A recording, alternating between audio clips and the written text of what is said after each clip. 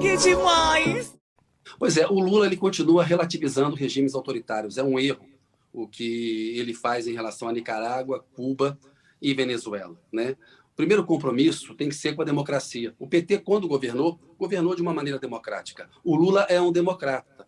A Revolução Sandinista na Nicarágua, em 1979, durou até 1990, ela acabou com uma ditadura do Somoza, uma ditadura de mais de 5 décadas lá. A Revolução Cubana foi muito importante, encantou o mundo no começo.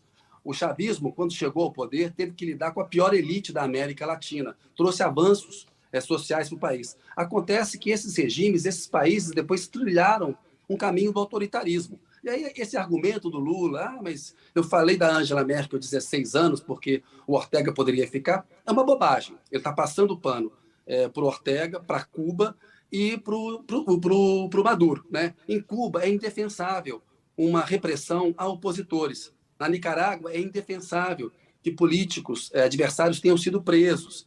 Na Venezuela é indefensável o caminho que o regime seguiu. O Lula invoca o argumento dele, olha, eu fui preso pelo Moro, uma prisão política. Eu mesmo fui uma das vozes, ele disse que a imprensa não falava, eu falei várias vezes que aquilo era uma prisão política e que não havia prova contra o Lula. E depois o Supremo tomou uma decisão final, ele está livre para poder concorrer à presidência da República novamente. Não tem comparação. Né? Ou seja, a democracia propiciou o Lula coisas que na Nicarágua, em Cuba e na Venezuela são negadas aos opositores. O argumento da autodeterminação dos povos. Claro que ele é importante, mas autodeterminação só existe dentro da democracia.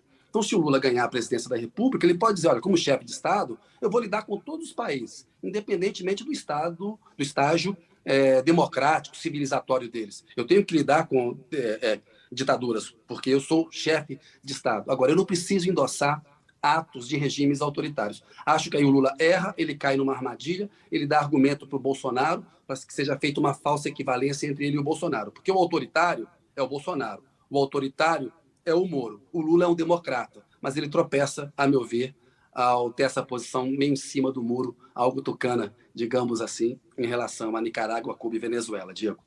Aquela posição sobre o Daniel Ortega, né, naquela entrevista.